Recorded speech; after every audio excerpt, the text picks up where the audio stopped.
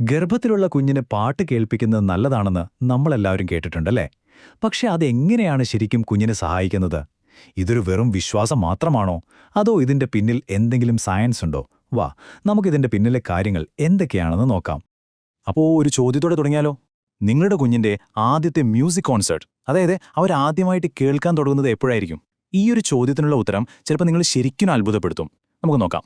Okay, നമുക്ക് കാര്യത്തിലേക്ക് കടക്കാം. ഒരു കുഞ്ഞിന് അമ്മയുടെ വയറ്റിനുള്ളിൽ വെച്ച് എങ്ങനെയാണ് കേൾക്കാൻ പറ്റുന്നത്? അതിന്റെ ഒരു സയൻസ് എന്താണെന്ന് നമുക്ക് ആദ്യം തന്നെ നോക്കാം. ഒന്ന് ആലോചിച്ചു നോക്കൂ. വെറും 9ാമത്തെ ആഴ്ചയാകുമ്പോഴേക്കും കുഞ്ഞിന്റെ ചെവിയിലെ പ്രധാന ഭാഗങ്ങളൊക്കെ രൂപപ്പെടാൻ തുടങ്ങും. പിന്നെ 18ാമത്തെ ആഴ്ചയെത്തുമ്പോഴോ ഈ ചെവിയും ബ്രെയിനും തമ്മിലുള്ള കണക്ഷൻ, ആ ഞരമ്പുകളൊക്കെ റെഡിയാകും. പക്ഷേ ശരിക്കുള്ള മാജിക് നടക്കുന്നത് 24 മുതൽ 26 ആഴ്ചകൾക്കിടയിലാണ്. അപ്പോഴാണ് കേൾവിയുടെ ഏറ്റവും പ്രധാനപ്പെട്ട ഭാഗമായ കോക്ലിയ ഫുള്ളായിട്ട് ഡെവലപ്പ് ആകുന്നത്. ചുരുക്കി പറഞ്ഞാൽ, ആ നിമിഷം മുതൽ നിങ്ങളുടെ കുഞ്ഞ് ഒഫീഷ്യലി ഒരു കേൾവിക്കാരനായി പുറത്തുള്ള ശബ്ദങ്ങളൊക്കെ കേട്ടു തുടങ്ങും. അതായത് 3ാം ട്രൈമസ്റ്ററൊക്കെ ആവുമ്പോഴേക്കും നിങ്ങളുടെ കുഞ്ഞ് വെറുതെ വളരുകയല്ല ചെയ്യുന്നത്, അവർ ശരിക്കും പുറം ലോകത്തെ കേട്ടുകൊണ്ടിരിക്കുകയാണ്. അമ്മയുടെ ശബ്ദം, ഹൃദയമിടിപ്പ്, എന്തിനേറെ നിങ്ങൾ കേൾക്കുന്ന പാട്ടുകൾ വരെ തിരിച്ചറിയാൻ കഴിവുള്ള ഒരു കുഞ്ഞ് ലിസ്ണർ അവിടെ റെഡിയായി കഴിഞ്ഞു. ഇനി അമ്മയുടെ മൂഡ് അല്ലെങ്കിൽ മാനസികാവസ്ഥ കുഞ്ഞിനെ എങ്ങനെയാണ് നേരിട്ട് ബാധിക്കുന്നത്? ഇതിന് പിന്നിലും ഒരു സയൻസ് ഉണ്ട് കേട്ടോ. അതാണ് നമ്മൾ കോർട്ടിസോൾ കണക്ഷൻ എന്ന് പറയുന്നത്. സിമ്പിളായിട്ട് പറഞ്ഞാൽ, ഈ കോർട്ടിസോൾ എന്ന് പറയുന്നത് നമ്മുടെ ബോഡിയിലെ ഒരു സ്ട്രെസ് ഹോർമോണാണ്. അമ്മയ്ക്ക് ടെൻഷനോ സ്ട്രെസ്സോ കൂടുമ്പോൾ ഈ ഹോർമോൺ രക്തത്തിലൂടെ പ്ലാസൻ്റ വഴി നേരെ കുഞ്ഞിലേക്കും എത്തും. അപ്പോൾ എന്ത് സംഭവിക്കും?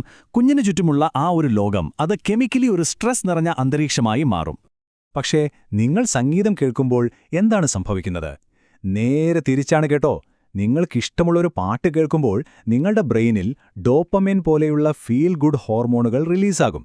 അതോടെ ആ സ്ട്രെസ് ഹോർമോണായ കോർട്ടിസോളിന്റെ അളവ് സ്വാഭാവികമായും കുറയും. അപ്പോൾ നിങ്ങൾ റിലാക്സ്ഡ് ആകുമ്പോൾ നിങ്ങളുടെ കുഞ്ഞിന് കിട്ടുന്നതെന്താണ്?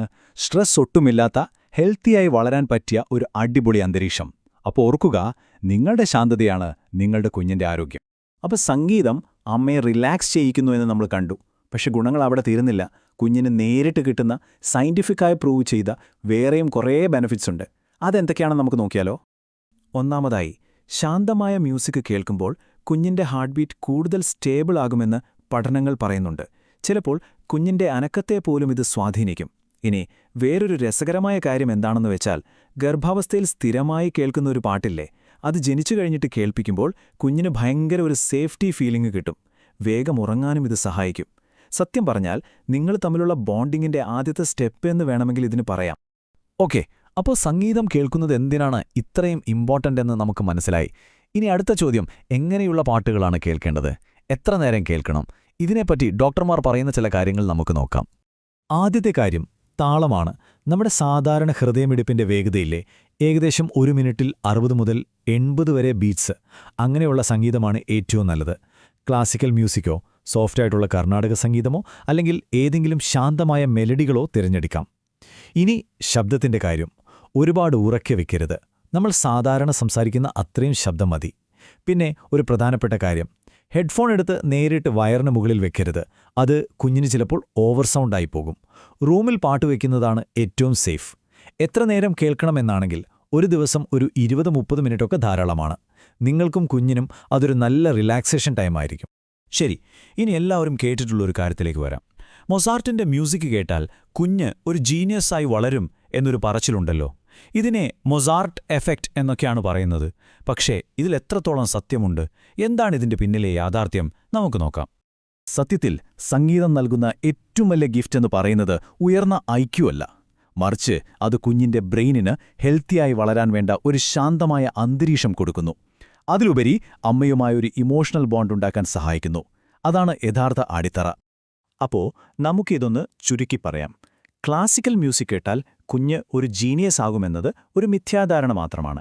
എന്നാൽ മെഡിക്കൽ ഫാക്റ്റ് എന്താണെന്ന് വെച്ചാൽ, സംഗീതം കുഞ്ഞിന് ഒരു ശാന്തത കൊടുക്കുന്നു, അമ്മയും കുഞ്ഞും തമ്മിലുള്ള ബന്ധത്തിന് തുടക്കമിടുന്നു. ഇതാണ് ഹെൽത്തിയായ ഒരു ബ്രെയിൻ ഡെവലപ്മെന്റിന് ശരിക്കും വേണ്ടത്. അതുകൊണ്ട് ഗർഭകാലത്ത് നിങ്ങൾ കുഞ്ഞിന് കൊടുക്കുന്ന ഏറ്റവും വലിയ സമ്മാനം ഒരു ഉയർന്ന ഐക്യു അല്ല, പകരം ഓരോ പാട്ടിലൂടെയും നിങ്ങൾ ഒരുമിച്ചുണ്ടാക്കിയെടുക്കുന്ന ആ ശാന്തതയുടെയും കണക്ഷന്റെയും അടിത്തറയാണ്.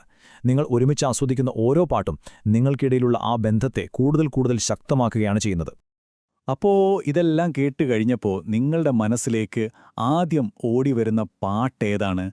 നിങ്ങളുടെ കുഞ്ഞുമായിട്ട് പങ്കുവെക്കാൻ നിങ്ങൾ ആഗ്രഹിക്കുന്ന ആ ആദ്യത്തെ പാട്ടേതായിരിക്കും? ഒന്ന് ആലോചിച്ച് നോക്കൂ. കാരണം നിങ്ങൾ ഒരുമിച്ച് ആസ്വദിക്കുന്ന ഓരോ നിമിഷവും അത്രയേറെ വിലപ്പെട്ടതാണ്.